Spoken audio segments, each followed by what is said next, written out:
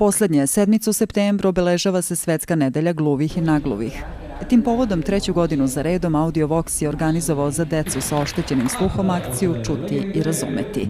Deci koje su doputovale jutros u Beograd iz svih krajeva Srbije omogućeno je dvočasovno druženje sa poznatim ličnostima uz bogat umetničko-zabavni program.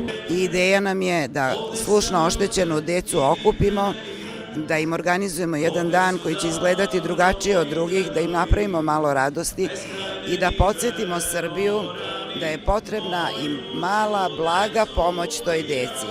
Danas ovde možete videti decu iz raznih gradova. U goste su nam došli mladi ljudi kojima je u ranom detinjstvu dijagnostikovano oštećenje sluha. Ovogodišnju akciju je podržao i naš proslavljeni vaterpolista i predsednik opštine Novi Beograd Aleksandar Šapić.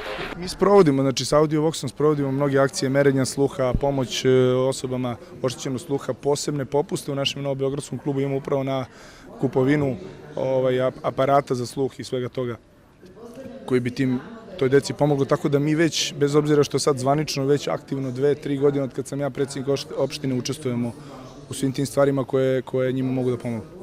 Da i osobe sa oštećenim sluhom mogu normalno da se integriše u društvo, uverio nas je 28-godišnji Viktor Radović.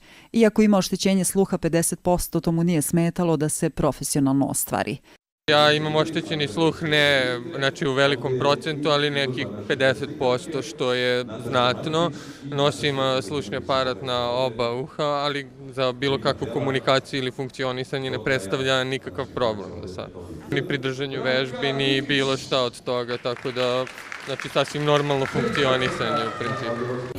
U današnjem kulturno-umetničkom programu decu zabavljaju i pop pevač Aleksa Jelić.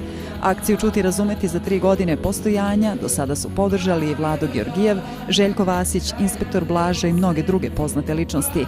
Za decu sa oštećenim sluhom ovaj petak će ostati u lepom sećanju.